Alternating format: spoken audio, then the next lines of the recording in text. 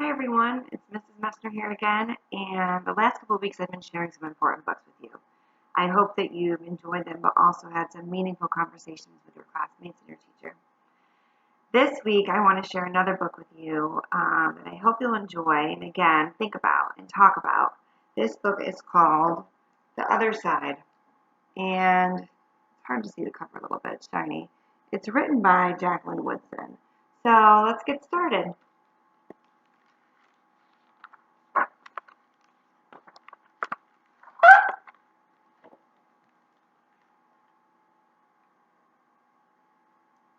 That summer, the fence that stretched through our town seemed bigger. We lived in a yellow house on one side of it. White people lived on the other. And Mama said, "Don't climb over that fence when you play." She said it wasn't safe. So before we even turn the page, I want you to think about that. There's a fence, and this little girl and her family live on one side, and the white people live on the other. Her mom says, "Don't cross the fence because it's not safe." So just think about that and hold on to it.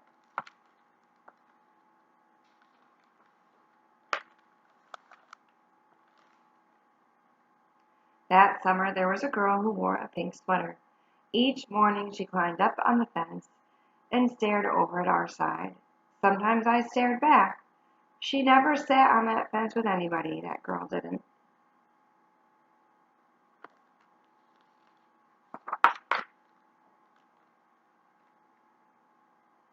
Once, when we were jumping rope, she asked if she could play, and my friend Sandra said no, without even asking the rest of us.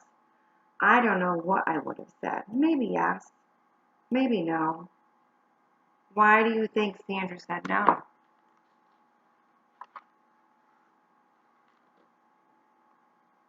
That summer, everyone and everything on the other side of that fence seemed far away. When I asked my mama why, she said, "Because that's the way things have always been." Sometimes when me and Mama went into town, I saw that girl with her mama. She looked sad sometimes, that girl did. "Don't stare," my mama said. "It's not polite."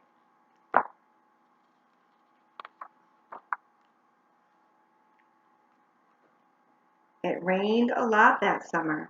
On rainy days, that girl sat on the fence in a raincoat.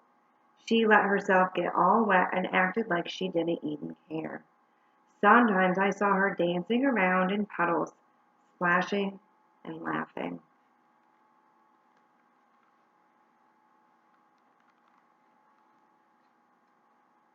Mama wouldn't let me go out in the rain.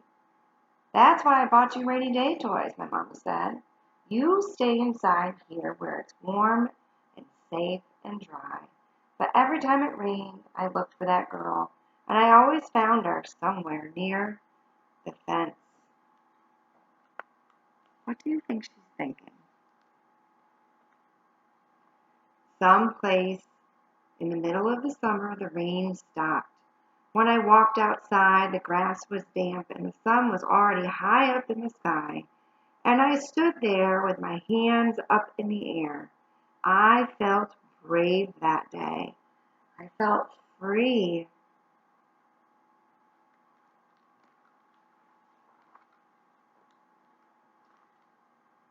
I got close to the fence and that girl asked me my name. "Clover," I said. "My name's Annie," she said. "Annie Paul. I live over yonder," she said, "by where you see the laundry. That's my blouse hanging on the line." She smiled then, and she had a pretty smile.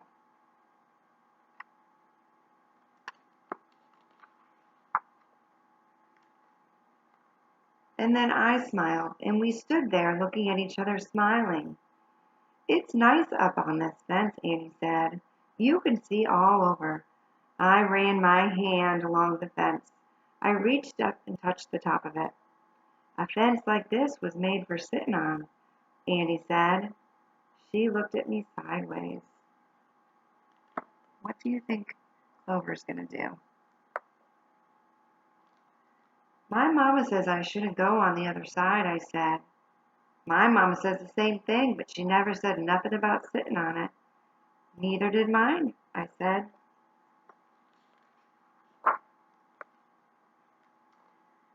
That summer, me and Annie sat together on that fence, and when Sandra then looked at me funny, I just made believe I didn't care. So why are Sandra and the other girls looking at Clover and Annie funny?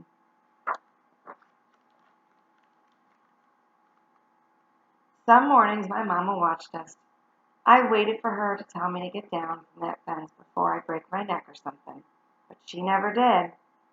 I see you made a new friend, she said one morning, and I nodded, and Mama smiled. That summer, me and Annie sat on that fence and watched the whole wide world around us.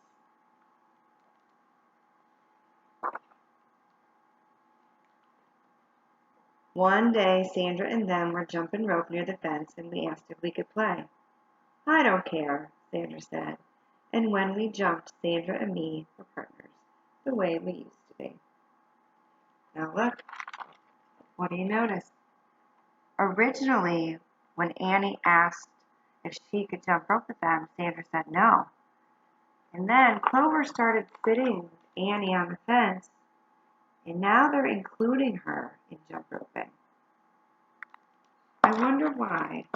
What's different now than before? Why are Sandra and the girls letting Annie play with them now? And look at this.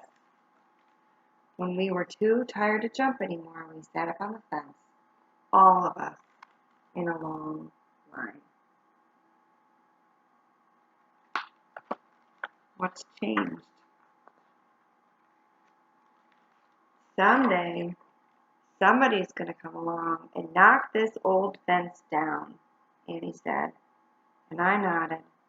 Yeah, I said, someday. So I don't want to say too much about this book because I want you to really think about it. I want you to think about the fence. I want you to think about who's on each side. I want you to think about why the moms didn't want the girls to cross the fence. And I want you to think about what made things change. Do you think that fence is still up there today? What would you do if you had been Clover or Annie or a different child in that story? What would you have done? So just think about it. I don't want to say too much because your thoughts and your feelings about this book and how things are, that's more important than anything I have to say. So think about it, talk about it with your teacher and your classmates, and I hope that you have a great day, and I hope to see you all soon.